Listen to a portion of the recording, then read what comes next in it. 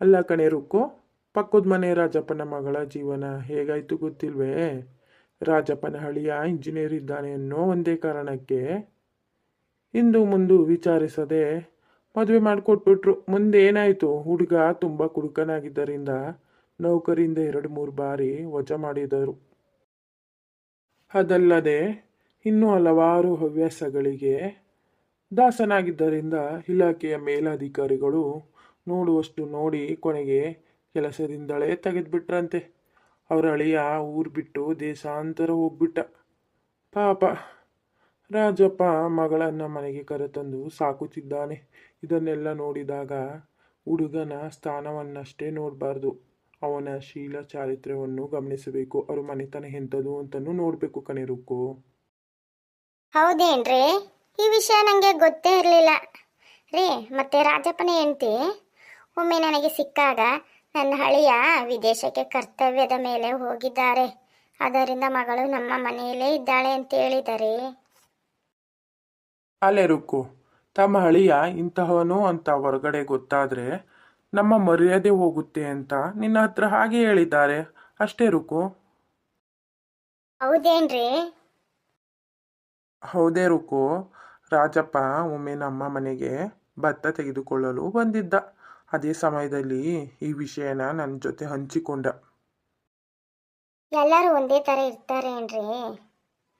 ಒಬ್ಬೊಬ್ಬರ ನಡವಳಿಕೆ ಒಂದೊಂದು ಥರ ಇರುತ್ತದೆ. ಹಾಗಾಗಿ ಈ ವಿಷಯದಲ್ಲಿ ನಮ್ಮಿಬ್ಬರ ನಿರ್ಧಾರಕ್ಕಿಂತ ನಿಮ್ಮ ಮಗಳ ಅಭಿಪ್ರಾಯವೇ ಮುಖ್ಯ. ಅವಳೊಮ್ಮೆ ಕರೆದು ಕೇಳಿ. ಗೌರಿ, ಗೌರಮ್ಮ, ಬಾಮ್ಮ ಇಲ್ಲಿ. ಹೇಳಿಯಪ್ಪ.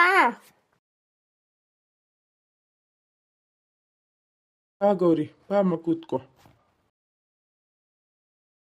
ಸರಿಯಪ್ಪ, ಕೂತ್ಕೋತೀನಿ. ಮಗಳೇ ಗೌರಿ, ನಿನಗೆ ಹುಡುಗನ ಮನೆಯವರು ಹುಡುಗ ಇಷ್ಟವಾದ್ರೇನಮ್ಮ? ನಿನ್ನ ಅಭಿಪ್ರಾಯ ಏನಮ್ಮ ಗೌರಿ? ನೋಡಿಯಪ್ಪ, ಬಾಲ್ಯದಿಂದಲೂ ನನ್ನ ಇಷ್ಟ ಕಷ್ಟ ಎಲ್ಲ ಪೂರೈಸಿದ್ದೀರಿ. ಹಾಗಾಗಿ ನನ್ನ ಮಗಳ ಭವಿಷ್ಯ ಹೇಗಿರಬೇಕೆಂದು ನಿಮಗೆ ಚೆನ್ನಾಗಿ ತಿಳಿದೇ ಇರುತ್ತದೆ. ಆದ್ದರಿಂದ ನಿಮ್ಮ ಅಭಿಪ್ರಾಯಕ್ಕೆ ನನ್ನ ಸಹಮತ ಇರುತ್ತದೆಯಪ್ಪ.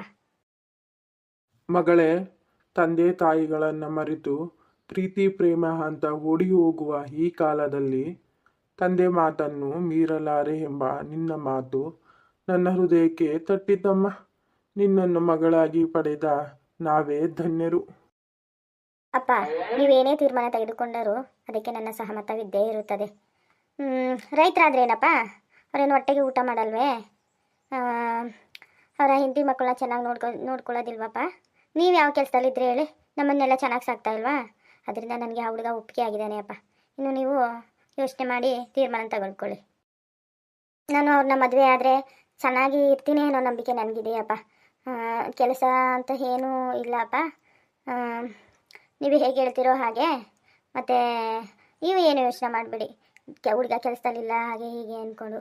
ಯಾಕಂದರೆ ಈ ಹುಡುಗ ಚೆನ್ನಾಗಿ ನೋಡ್ಕೋತಾನೆ ಅನ್ನೋ ನಂಬಿಕೆ ಭರವಸೆ ನನಗಿದೆಯಪ್ಪ. ಮತ್ತು ಜಮೀನು ಎಲ್ಲ ಚೆನ್ನಾಗಿದೆ ಅಂದಮೇಲೆ ಇನ್ನೇನಪ್ಪ, ಇನ್ನೇನಾಗಬೇಕು, ಕೆಲಸದಲ್ಲೇ ಇರಬೇಕೇನಪ್ಪ.